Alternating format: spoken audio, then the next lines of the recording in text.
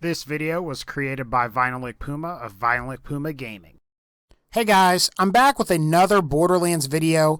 Today I'll be going over another cut weapon from Borderlands the pre-sequel. However, I do have to give you guys some context first.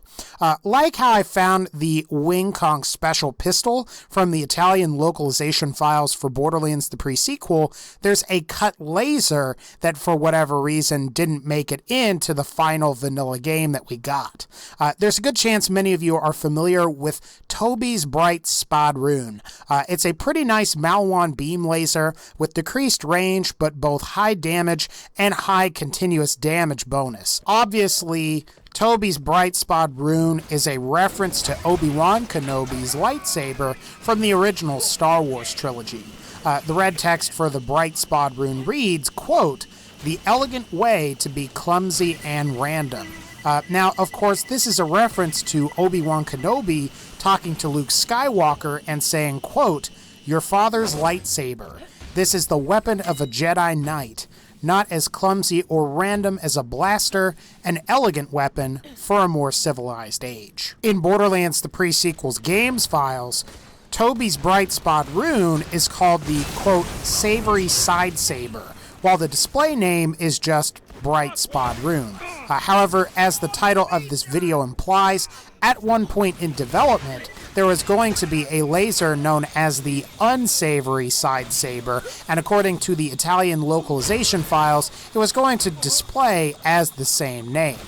We also know that, like the bright Spadroon, the Unsavory Side Saber was going to be a unique laser weapon that may have been almost identical to the bright Spadroon. I'm not going to attempt to pronounce the red text here, but I will display the Italian text contained in the pre-sequel's Italian localization files above. Now, after you run this phrase through a Italian to English translation program, you get what is essentially reads, quote, "Never underestimate the power of unpleasant side." Now, obviously, this should actually read, quote, "Never underestimate the power of the dark side," which of course is said by Darth Vader from the first 3 movies from the Star Wars trilogy.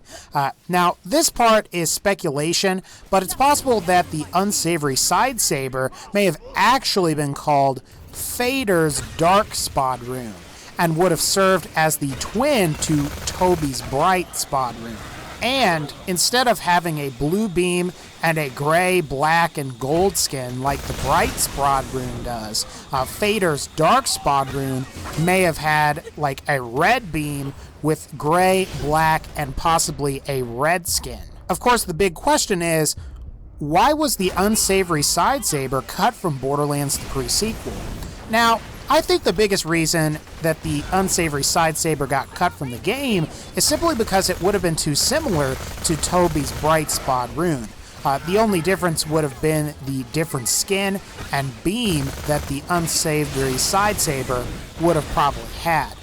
The other thing to consider is that if you had a red-beamed laser, it obviously couldn't be shock element like Toby's Spadroon is. Now, while you could have a fire element, that would significantly reduce its effectiveness outside of an atmosphere, and ideally you would want both weapons to be relatively on par with one another.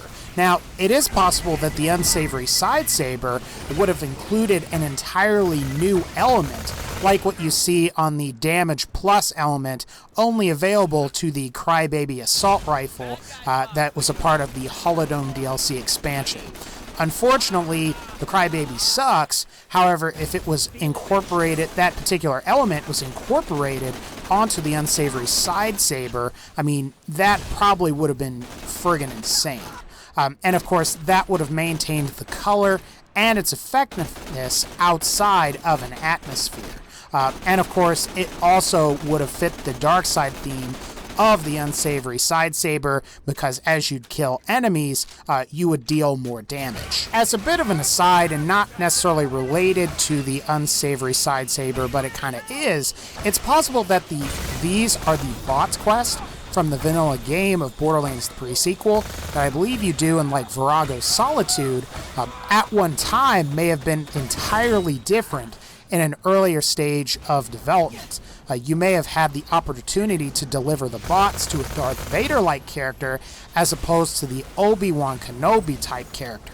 Now, keep in mind though, it's also possible that the Unsavory Side Saber may have been part of a different side quest entirely. Regardless, it's a shame that we didn't get to see the Unsavory Side Saber in the final game for Borderlands the pre-sequel.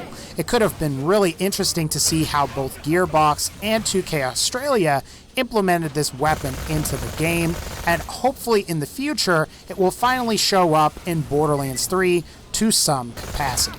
Anyway guys, that's going to pretty much wrap up this particular video. If you like this video, please be sure to leave a like. I also want to just say, I have finally hit 10,000 subscribers, so thanks to you guys for liking the videos, showing up to watch them. It keeps me motivated to keep doing this. But again, thanks guys. Hopefully we'll make it to 100,000. But again, take care, and I'll see y'all next time.